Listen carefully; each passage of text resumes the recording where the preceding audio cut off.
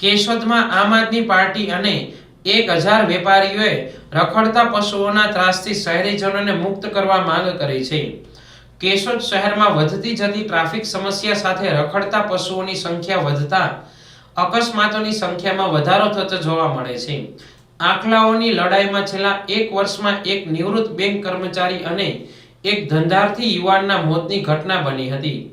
આ રખડતા પશુઓ રોડ પર ઉતરી આવતા વર્ષોથી અકસ્માતોની સંખ્યા વધી છે, જેમાં લોકોના મોત અને ગંભીર ઈજાઓ થવાની ઘટનાઓ પણ બનવા પામી છે। જાહેર રસ્તા પર બાખડતા પશુઓ વાહનો અને વેપારીઓની મિલકતને મોટા પાયે નુકસાન પહોંચાડે છે। આવા પશુઓને જ્યારે હડકવાનો રોગ લાગુ પડે છે ત્યારે તેનો કોઈ ઈલાજ ન હોય, જ્યાં સુધી તેનું મોત ન થાય ત્યાં સુધી તેમની આડેધડ ભાગદોડથી શહેરીજનો અને વાહન ચાલકો ભોગ બને છે। હવે તો શહેરના વેપારીઓ પણ આ ગંભીર પરિસ્થિતિને પારખી ગયા હોય તેમ આમ આદમી પાર્ટીની રખડતા પશુઓને જાહેર સ્થળોએથી હટાવવાની મુહિમમાં જોડાયા હોય તેમ આમ આદમી પાર્ટીના રાકેશભાઈ વણપરિયા, ગોવિંદભાઈ ડાંગર, અરુણભાઈ વ્યાસ, ચંદુભાઈ ગોળાસરા, પ્રવીણ પટેલ સહિતના આગેવાનોએ તૈયાર કરેલા આવેદનપત્રમાં 1000 જેટલા વેપારીઓએ સહી કરી શહેરને રખડતા પશુઓના ત્રાસમાંથી મુક્ત કરવા માંગ કરતું આવેદન પાલિકા ચીફ ઓફિસરને આપ્યું હતું। આજે આમ આદમી પાર્ટી કેશોદ પરિવાર દ્વારા એક આવેદનપત્ર નગરપાલિકાના ચીફ ઓફિસર શ્રીને પાઠવવામાં આવેલું છે।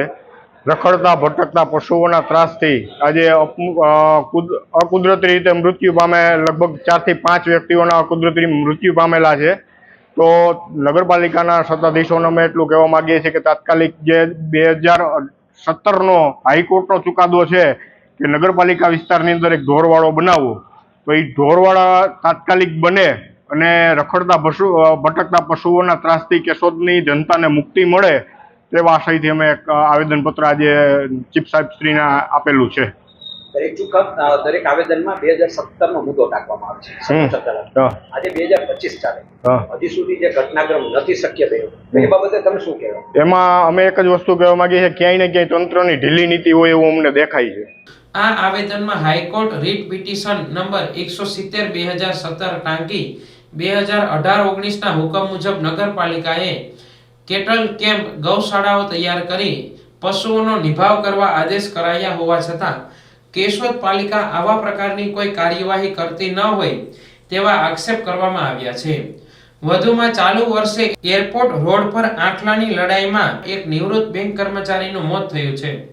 આ મૃતકના પુત્રએ કેશોદ નગરપાલિકા અને પોલીસ પ્રશાસન વિરુદ્ધ 49 લાખનો દાવો કરતી વકીલ મારફત નોટિસ ફટકારી છે।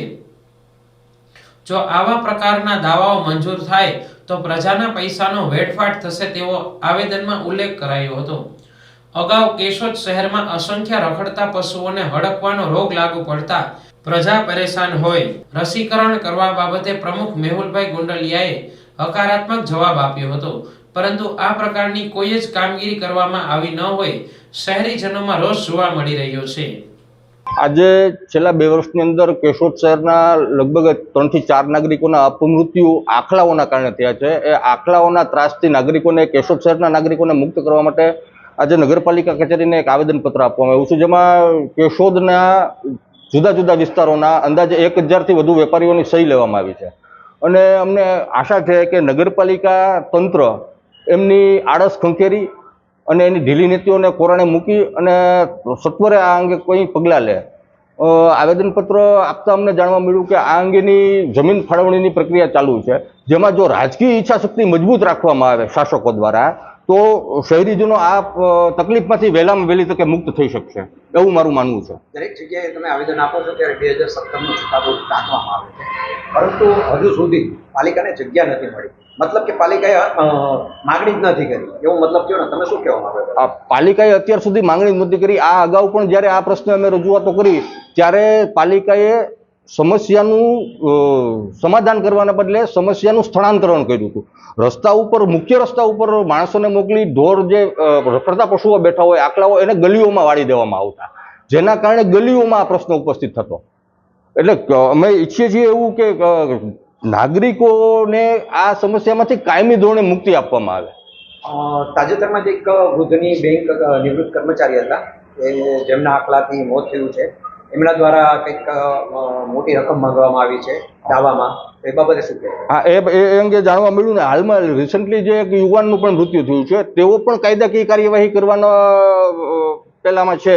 અને આના કારણે નગરપાલિકા જો વળતર ભવિષ્યમાં ચૂકવવાનું થાય તો એ લોકોના ટેક્સના પરસેવાની કમાણી જે ટેક્સ રૂપે ભરે છે એ પૈસામાંથી આ વળતર ચૂકવવાનું થશે.